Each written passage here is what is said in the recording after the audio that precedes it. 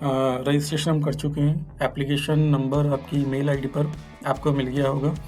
अब आपको रजिस्ट्रेशन के बाद में एप्लीकेशन फॉर्म फिल करना है, जो आपका सेकंड स्टेप है। सबसे पहले आपको उसी वेबसाइट पे जाना है CUET.samarth.ac.in। जैसे ही आप इसके होम पेज पर जाएंगे, राइट हैंड साइड में पहले आपने रजिस्ट्रेशन किया था, इस बटन से इसकी लेफ़्ट साइड में आपका एक साइन इन बटन है। तो साइन इन बटन से आप क्या करेंगे, क्लिक करेंगे। क्लिक करने के बाद में आपका ये एप्लीकेशन नंबर आपको जो मिला था वो आप यहाँ पर लिखेंगे। ओके, ये मैंने कॉपी किया वहाँ से अपनी मेल आईडी से और यहाँ फिल कर लिया। इसके बाद आप अपना पासवर्ड जो आपने रजिस्ट्रेशन टाइम पर कॉम्बिनेशन बना के याद किया था, वो याद रखना था आपको, वो यहाँ लिखेंगे। और इसके बाद में फिर से सेम ऊपर वाला सिक्योरिटी पिन क्या है, WSXEXI।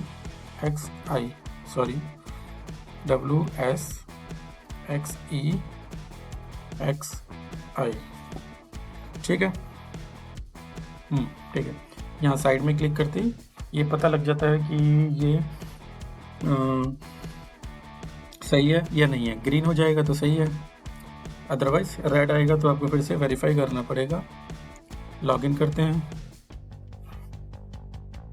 ठीक है, लॉगिन करते ही हमारा एप्लीकेशन फॉर्म खुल गया। ओके, यहाँ पे हम रजिस्ट्रेशन कर चुके हैं ऑलरेडी। ये एप्लीकेशन फॉर्म आपका खुला हुआ है। दूसरा स्टेप, इसमें क्या करेंगे, हम नीचे कंटिन्यू करेंगे एप्लीकेशन फॉर्म। आप कंटिन्यू करना चाहते हो? हाँ बिल्कुल, तो ये हमने कर दिया।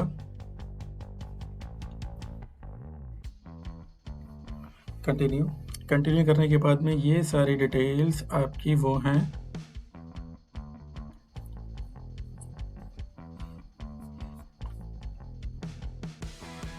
ओके, ये आपका एप्लीकेशन फॉर्म खुल चुका है। रजिस्ट्रेशन टाइम पे जो आपने नाम फिल किया था, आपका नाम दिनेश कुमार और डेट ऑफ बर्थ, ये जो चीज़ें आपने मेंशन की थी ये सारी आ गई हैं। जो चीज़ यहाँ पर नहीं आएगी वो आएगी कैटेगरी। आप जिस कैटेगरी से हैं उसमें देखेंगे आप कि आप जनरल में हैं, ओबीसी हैं, एससी एसटी क्या हैं। तो मैं यहाँ पे ओबीसी में हूँ, ओबीसी एनसीएल, तो मैंने यहाँ पर क्लिक किया। और जो भी बच्चे ओबीसी में हैं उनके पास में सर्टिफिकेट होना चाहिए अपडेटेड, नहीं तो अभी सबमिशन के टाइम पर, एप्लीकेशन सबमिशन के टाइम पे वो आपको अपलोड करना होगा। मैंने पहले भी आपको बता दिया था कि जितने भी सर्टिफिकेट हैं आपके अभी हाथ में होने चाहिए और उन सब की स्कैन कॉपी होनी चाहिए, तो ये अपलोड होगा। ठीक है, इसके नीचे क्या है, इसके नीचे ये पूछ रहा है कि क्या आप PWD हैं, मीन्स फिजिकली हैंडीकैप हैं, तो नहीं। ओके, यहीं पे क्लिक किया। फादर नेम आपके जो आपने रजिस्ट्रेशन टाइम पर फिल किया था वो। इसके बाद में आप यहाँ पर फिल करेंगे, इसको क्लिक करके कि आपके फादर की क्वालिफ़िकेशन क्या है। अगर आपके फादर की क्वालिफ़िकेशन 10वीं है या 10वीं के आसपास है तो आप मैट्रिकुलेशन लिखेंगे। ग्रेजुएट है तो ग्रेजुएट लिखेंगे। मेरे फादर इलिटरेट हैं तो मैंने इलिटरेट फिल कर दिया। अब फादर का देखेंगे एम्प्लॉयमेंट क्या है। यहाँ पे काफ़ी सारे दिए हुए हैं कि ऑक्यूपेशन क्या है। ऑक्यूपेशन अगर वो एग्रीकल्चर करते हैं तो आप एग्रीकल्चर लिखेंगे, बिजनेस करते हैं बड़ा तो बिजनेस लिखेंगे, जिस भी फील्ड में है। तो मेरे पापा का सेल्फ एम्प्लॉयमेंट है, खुद का काम है, तो सेल्फ एम्प्लॉयमेंट। मदर नेम यहाँ से आ गया। उनकी क्वालिफ़िकेशन क्या है, वो भी इलिटरेट हैं। ओके, अगर अब उनका ऑक्यूपेशन लिखना है, ऑक्यूपेशन में काफ़ी सारे ऑप्शन हैं कि आपकी मदर क्या करती हैं। मेरी मदर हाउसवाइफ है, तो अदर्स में ऑप्शन दिया हुआ है हाउसवाइफ का। इसके बाद गार्जियन नेम वही सेम है जो फादर नेम है, ऑब्वियसली बात है। फिर इसके बाद में एनुअल इनकम कितनी है। एनुअल इनकम का मतलब है कि आपकी फैमिली की एक साल में कितनी इनकम हो जाती है। ठीक है, पूरी साल की इनकम 1 लाख से कम है या 1 से 2 लाख के बीच में है, जिस भी ऑप्शन में आपकी सैलरी, आपकी घर की इनकम आती है, आप उसको क्लिक करिए। मेरी घर की इनकम जैसे कि 1 लाख से कम है तो मैंने लिख दिया यहाँ पर अप टू 1 लाख। इसके बाद में ये पूछ रहा है क्या आप और आपका भाई या बहन कोई ट्विन है आपके, है तो यस करिए, नहीं है तो नो। अब इसके बाद में बताना है नीचे डोमिसाइल में कि आप ये कि आपका डोमिसाइल स्टेट कौन सा है। तो जो भी स्टेट में आपका जन्म हुआ है, जहाँ पे आप रहते हैं, उसमें आप क्लिक करेंगे। मेरा दिल्ली है तो मैंने दिल्ली क्लिक कर दिया। इसके बाद में पूछ रहा है कि आर यू डायबिटिक, आपको कोई शुगर इस तरह की बीमारी है? नहीं है तो नहीं करिए, है तो यस करिए। ओके। प्लेस ऑफ रेजिडेंट, आप कहाँ रहते हैं? आप रूरल में रहते हैं या अर्बन में रहते हैं? अर्बन और रूरल का मतलब क्या है? अर्बन वो जगह होती है कि जो थोड़ा सा शहरी इलाका होता है। रूरल होता है कि जो पिछड़ा हुआ गांव है, बहुत ही पिछड़ा हुआ। तो अब मैं दिल्ली में हूँ तो दिल्ली अर्बन इलाके में आती है। कुछ बिहार के छोटे गांव में या यूपी के छोटे गांव में, हरियाणा से थोड़े से होते हैं तो बच्चे वो यहाँ पर रूरल फिल करेंगे। अब ये पूछ रहे हैं कि आप किस तरह से तैयारी कर रहे हैं, खुद से तैयारी कर रहे हैं या कोचिंग ले रहे हैं या ऑनलाइन कोचिंग ले रहे हैं? तो मैं यहाँ पे खुद से तैयारी कर रहा हूँ तो सेल्फ स्टडी लिखा मैंने। अब इसके बाद ये पूछ रहा है कि आप जब एग्ज़ाम देंगे CVT का तो आपका मीडियम क्या होगा? आप हिंदी में एग्ज़ाम देना पसंद करेंगे या इंग्लिश में देना पसंद करेंगे?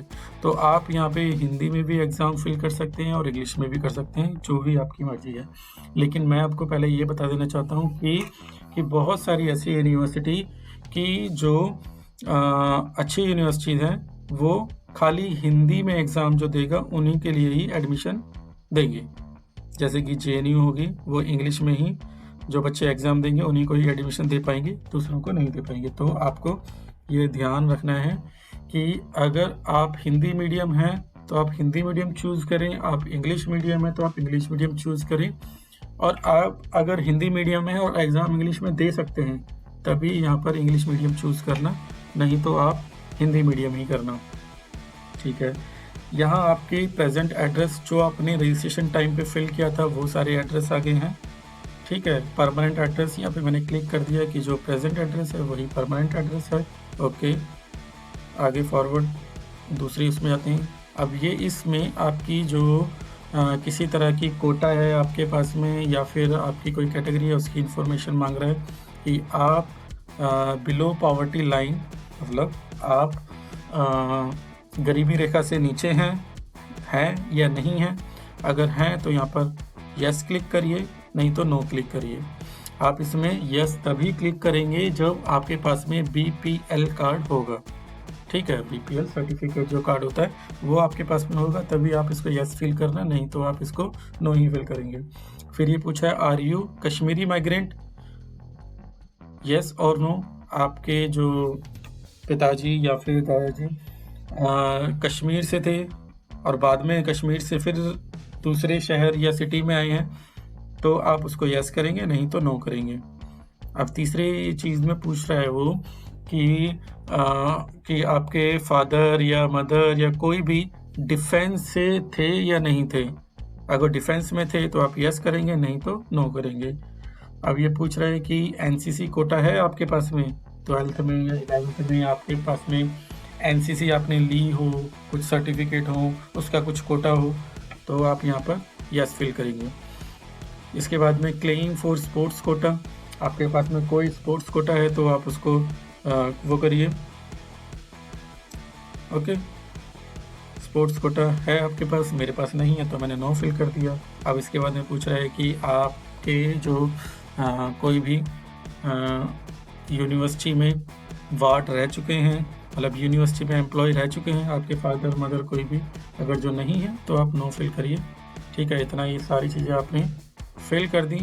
ये सारी आपकी डिटेल्स जो थी ये सारी पर्सनल डिटेल्स में आती हैं। ठीक है, तो सारी पर्सनल डिटेल्स आपने फिल कर दी। फिल करने के बाद में आप सेव करेंगे। ओके, मैं सेव करता हूँ। सेव करने के बाद में ये पूछेगा, सारा फॉर्म आपको भर के दे देगा, आपको पूरा देखना है।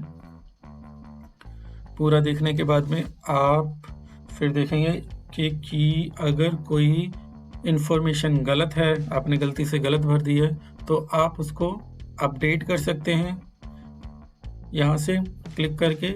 नहीं है, अगर इन्फॉर्मेशन सही है तो आप नेक्स्ट पे क्लिक करके आप नेक्स्ट इसमें आ जाएंगे। ओके, ये आपको इसने इन्फॉर्मेशन दे दी एजुकेशन। ठीक है, अब हम सेकंड हमने पर्सनल डिटेल्स फिल कर ली हैं। अब आपकी एजुकेशन डिटेल्स इसमें फिल की जाएंगी। सबसे पहले ये पूछ रहा है ये आपके 10th में जो मार्क्स थे, कौन से आप पास कर चुके हैं या नहीं कर चुके हैं। तो पहले ये पूछ रहा है कि रिजल्ट स्टेटस आपने पास कर लिया, ओके। कौन से साल में आपने पास किया है, मैंने पास की थी ये 2019 में, ठीक है।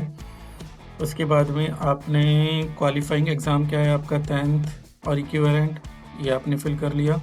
प्लेस ऑफ स्कूल क्या है आपका, रूरल है या अर्बन है, मैंने आपको बताया था अभी ये रूरल क्या होता है, अर्बन क्या होता है, उसी के हिसाब से आप फिल करेंगे। इसके बाद में आप फिल करेंगे स्कूल कॉलेज क्या था आपका, गवर्नमेंट स्कूल था या केंद्रीय विद्यालय था या किस तरह का था। तो आप ये देखेंगे यहाँ पर ओपन डिस्टेंस वाले यहाँ पे फिल करेंगे, ओपन एंड डिस्टेंस लर्निंग। मेरा गवर्नमेंट स्कूल था तो मैंने गवर्नमेंट स्कूल फिल कर दिया। अब क्वालिफाइंग कंट्री इंडिया, ओके। तो कौन से स्टेट में, मैंने दिल्ली से पास किया है तो दिल्ली क्लिक कर दिया। डिस्ट्रिक्ट क्या है, मेरा वेस्ट है, ओके। बोर्ड का नाम, बोर्ड मतलब आपकी एजुकेशन बोर्ड का नाम, मेरा है central board of secondary education, मैंने ये फिल कर दिया। कई बच्चे जो बिहार से हैं उनका बिहार बोर्ड होगा, आप देख सकते हैं यहाँ पर ऊपर Bihar board of open school और बिहार स्कूल एग्जामिनेशन बोर्ड। ऐसे ही जो यूपी से हैं उनका अपना बोर्ड होगा। तो ये सारी इन्फॉर्मेशन आपको स्कूल के सर्टिफिकेट के ऊपर मिल जाएंगी। अगर आपको कन्फ्यूज़न है तो वहाँ से देख लीजिए। मेरा यहाँ पर है CBSE, तो मैंने CBSE फिल कर दिया। यहाँ पे आपका आएगा स्कूल और कॉलेज नेम एड्रेस के साथ में, तो मैंने यहाँ पर लिख दिया स्कूल नेम जो था पूरा, ठीक है। और यहाँ मैंने डाल दिया पिन कोड, ओके। ये मेरा है स्कूल का 10th में जो रोल नंबर था, मेरा 10th का रोल नंबर, वो मैंने फिल कर दिया है।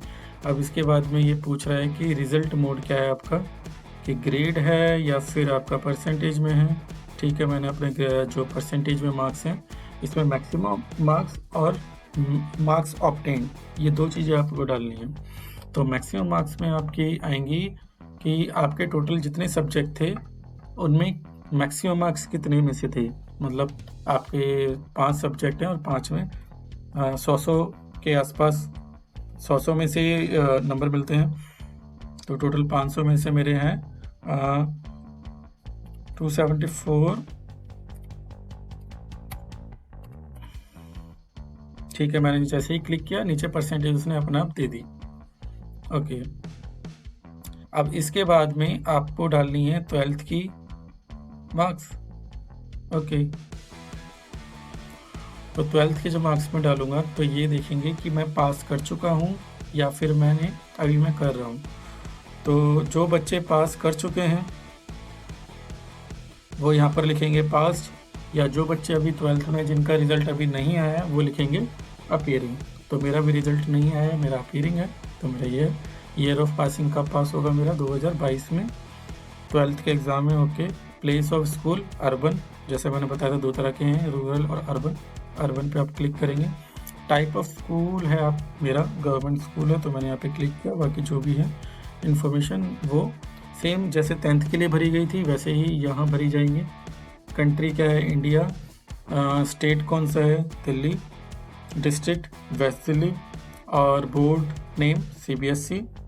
और स्कूल नेम है मेरा government senior secondary school. Pin code आ गया ये, और रोल नंबर मेरा ये है जो मुझे स्कूल से भी मिला है। कुछ बच्चे ऐसे हैं कि जिनकी इन्फॉर्मेशन 10th की अलग है और 12th की अलग है, मतलब जिन्होंने 10th में कुछ दूसरे स्कूल से पढ़ाई की है और 12th दूसरे स्कूल से पढ़ाई की है। तो यहाँ पे उनको ध्यान देना है कि 10th वाले सेक्शन में 10th की इन्फॉर्मेशन डालनी है और 12th वाले में 12th की इन्फॉर्मेशन डालनी है, ओके। इतना हुआ, इसको मैं सेव कर देता हूँ, ठीक है। मैंने ये सेव किया।